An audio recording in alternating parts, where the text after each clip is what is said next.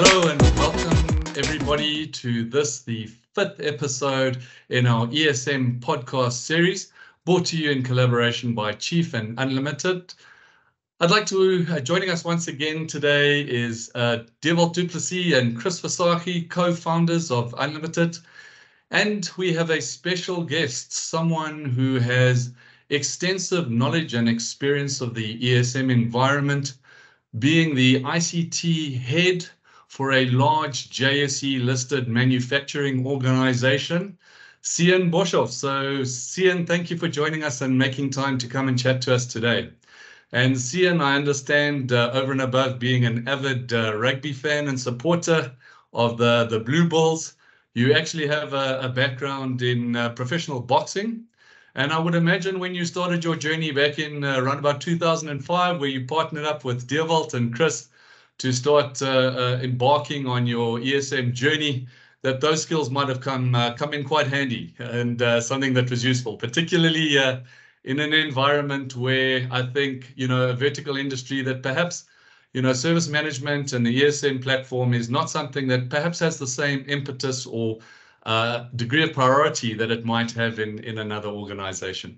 But welcome to all. Thank you for joining us and looking forward to hearing about your experiences today. So I think to kick things off, it's always imperative that a initiative like this comes with a strongly defined business case and that one is able to, in fact, provide a tangible return on investment. And that would often come to improved efficiencies and ultimately cost efficiency. So maybe, Cian, you could start off and maybe just tell us about how, service management has helped your manufacturing plants in terms of improving their cost efficiency. Yeah, just to correct you, I've never boxed professionally. It was amateur boxing, all right? Fair enough. Yes, yeah. Okay, if we start to see implementing ITSM or service management in a large organization like ours, to give some background is that we've got several plants in several locations. So you can think for yourself, and we have a production plant, a manufacturing plant. To implement ITSM is quite an ordeal because with the level of users that you are working with, what I mean by that is not everybody is as computer literate as the next guy. So yes, there's a bit of challenges, but I think we'll discuss that a bit later. But for cost efficiencies, especially in the manufacturing plant, our systems and our production processes are so integrated. You can't, if a system goes down, I'm talking about the IT system or even a simple thing like a computer or something goes down, it can cause the plant to come to a halt. And so you will lose production. So to implement a proper ITSM system will help reduce those, that's a good word for it, breakdowns or reduce the time to fix it. Yeah, that's where I actually want to come in and say, so the time to repair, is reduced significantly. And at the end of the day, you save the company money. So it all comes down to the bottom line at the end of the day. And then also what we've learned is that if you go for automation, it is as far as possible. That also helps you to save money. We know where you usually save money when you automate things, because that actually reduces your human resources cost, we can call it that. So yeah, and then what I also seen with my experience, if you have a proper asset management or ITSM system, you know where's what. You can standardize on several things all over the plants where we work, and so that your space that you need to keep, you can interchange between plants certain stuff. So yeah, no, that's the stuff we've really noticed, that that's what ITSM, a proper service management system, really saves on the bottom line at the end of the day. And I think that's why my company is actually pushing constantly, to enhance our service management system. Yeah. Sure. Okay, sounds like some strong areas there in terms of, looking after your assets, managing your assets, preventing outages, and reducing potential, cost opportunities that might arise by being proactive in the management of it, etc. So some really strong return on investment initiatives and key areas there.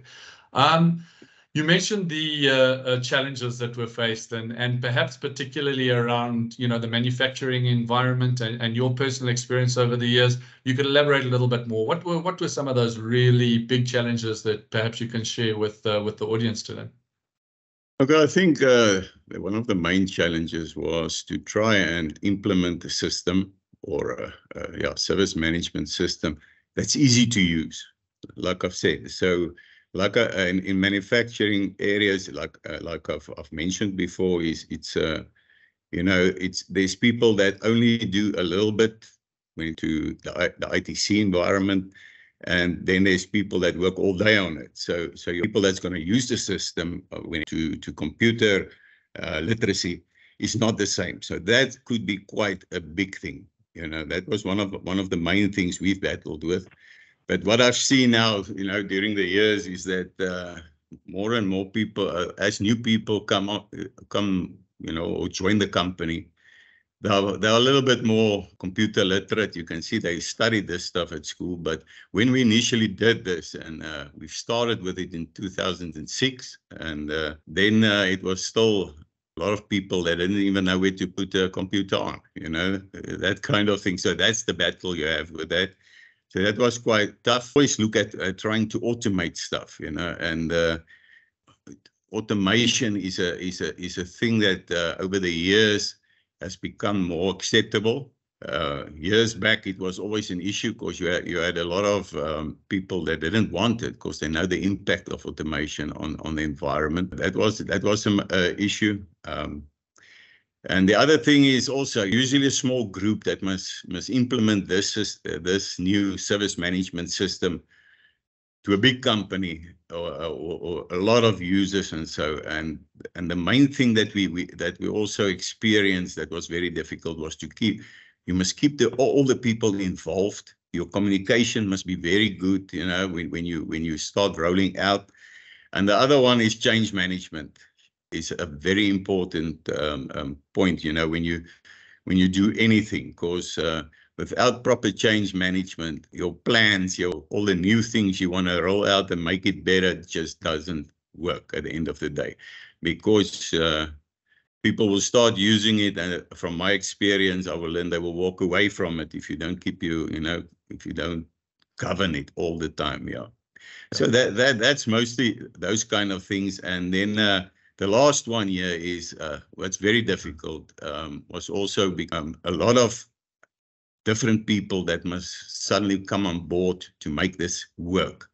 So to get there by, senior management, top management, to assist you in driving this. So otherwise you're going to fail. That is just like it is, because people don't, my experience is people don't like new things.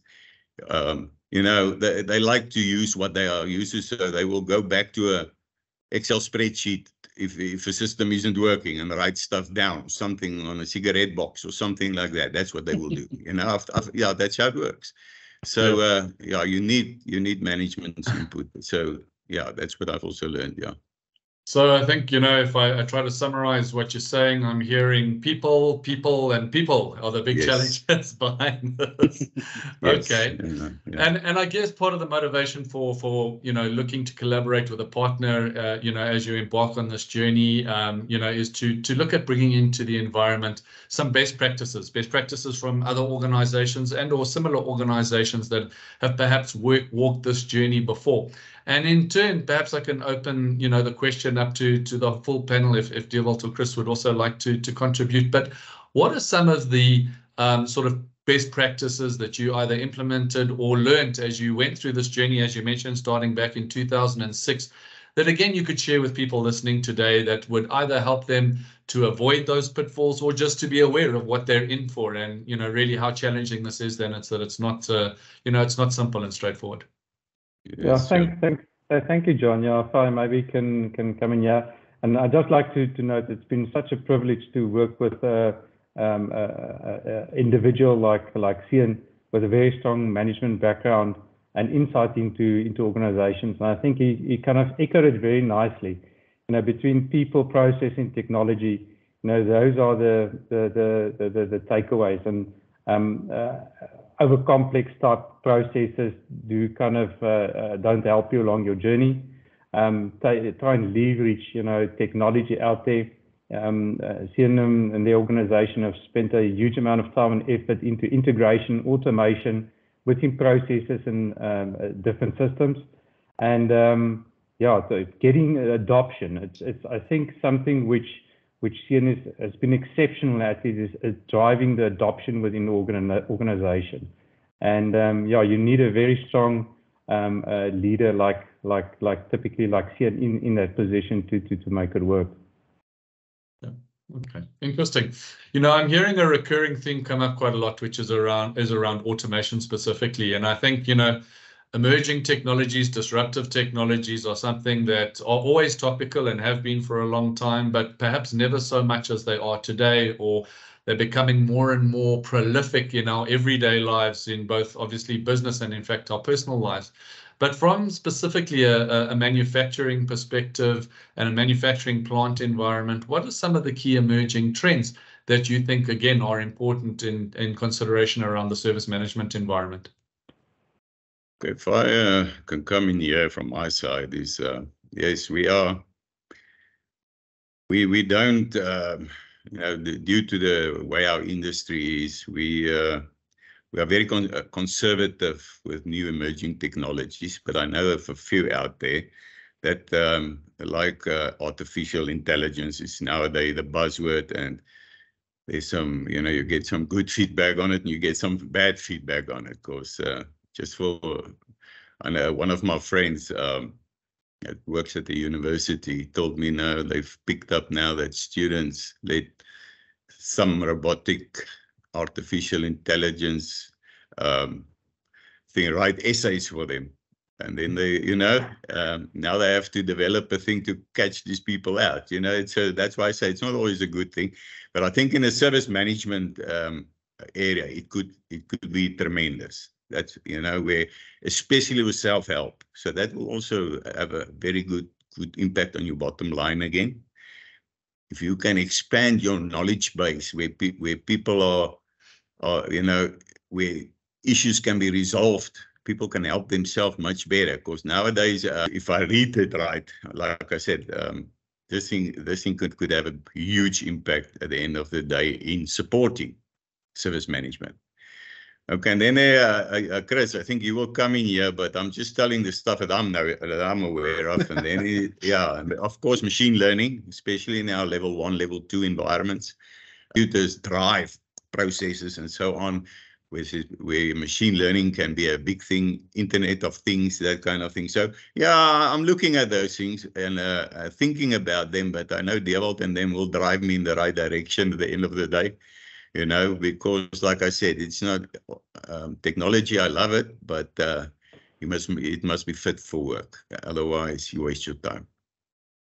I so enjoy that you make that point, that it's not technology just for technology's sake because we can, but it's got to have a practical application. That's always so important. Chris or Dewald, is there anything you guys would like to add on to anything that Cian said there? Yes, Chris, you can maybe add after it.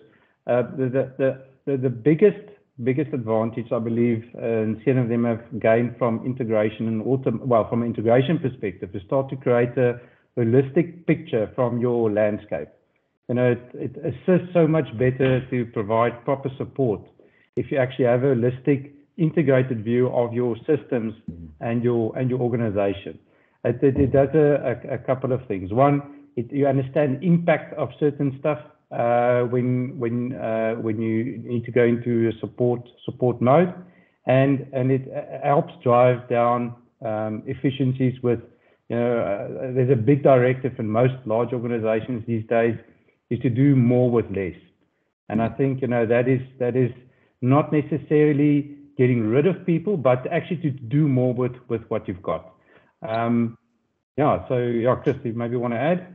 Yeah, thanks, Cian, and thanks, Dewald. I think it's important to understand if you look at CN's environment and the effort they've taken to make things simpler for the users, make it more accessible, the focus of AI will drive that, making things more person-centric.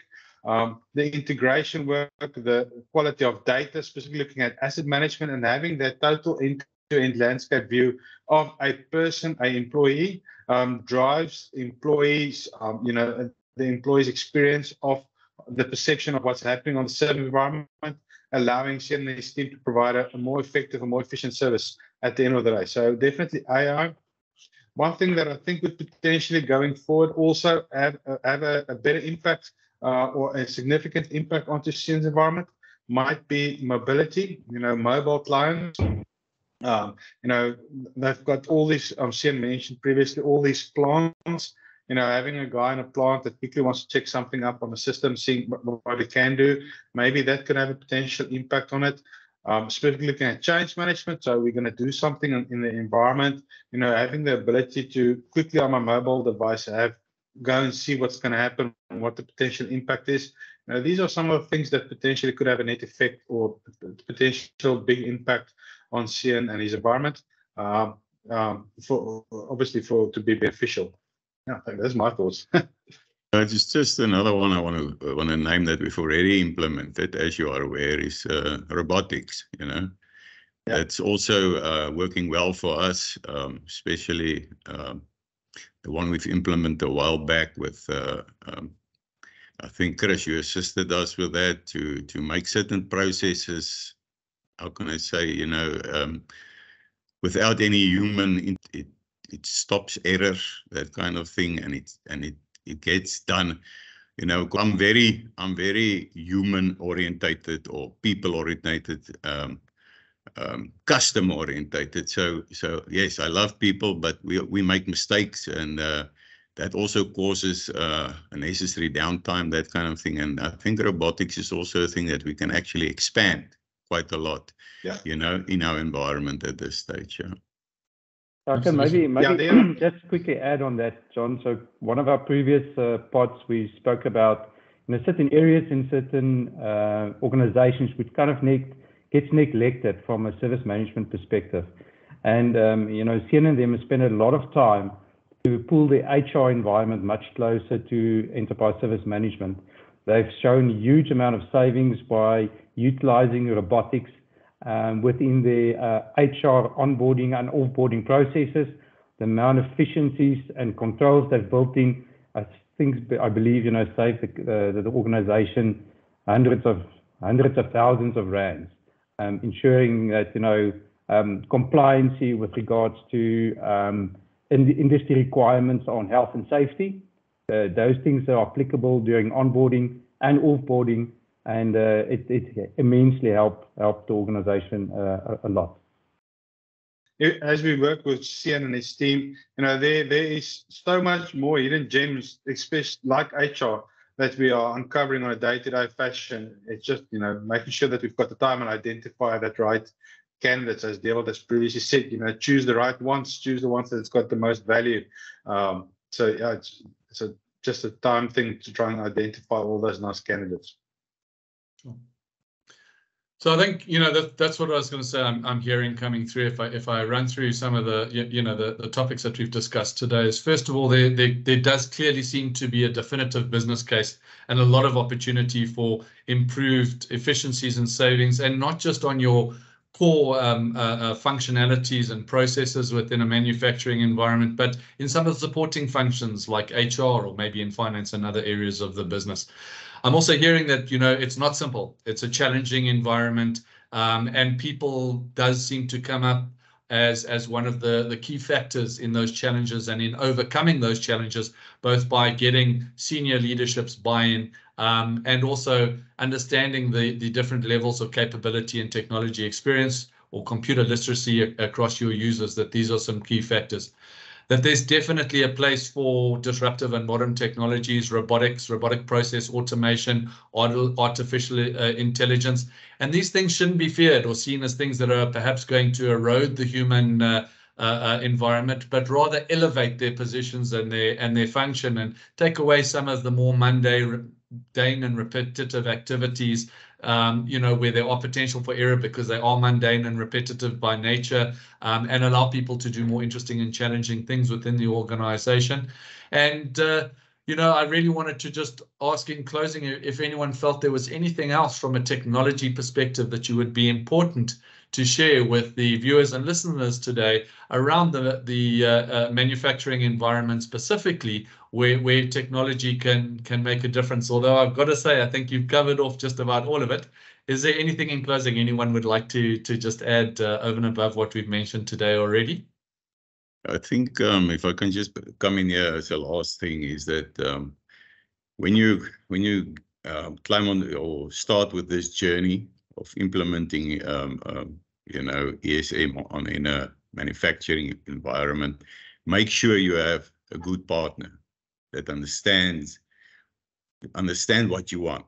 And that's one thing that I can say with UnlimitIT is that they've been with me for the whole journey, and they are still, like I said, or myself and these guys, I think we are growing all together, but getting grey. I'm more grey than the rest of them, but yes, they are, but it's very important that you have an excellent partner that understands service management, and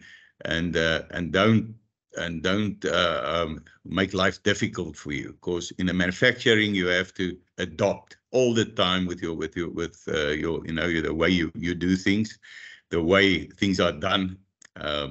It's an ever-changing environment nowadays, and that's one thing that I love about Dewald always saying, no problem, we can do it, and we usually do. So yeah, we've sometimes done things I don't think we will be able to do, but him and Chris is always coming up with a plan for me. And at the end of the day, it works and it's rolled out properly. And, and I always get advice from them before anything is done. So yes, that's very important for anybody that's my message today, is make sure you've got the right partner with you when you go with this. People understand the environment, people understanding the processes, yeah. So if you want to do it, don't try and do it on your own. You're never going to win. That's how I see it. Thanks. Fantastic. Well, I think that's the best note to wrap up. And firstly, just say a huge thank you to Stellenbosch for joining us and sharing with us your extensive experience that you've gained in this field, in this vertical industry over the years. And I'm going to stand by my original comment, albeit figuratively speaking. I think you're probably a pro boxer from the experiences you've had in implementing this in an IT environment. And then, as always, a big thanks to Chris Versachia and Dewald du Plessis for joining us and sharing their insights and understanding. And I'd like to lastly just thank everybody who's taken the time out to listen and or watch the podcast. I'm confident you will have got some real value out of this, particularly if you come from the manufacturing environment. But even if you're from a different vertical, there's some real pearls of wisdom that have been shared today. I've certainly learned a lot. So thank you all very much for making the time to join us. And I invite you to make sure that you come and view the 6th and final episode in the series around the ESM environment. Thank you so much and have a great day further. Thanks, guys.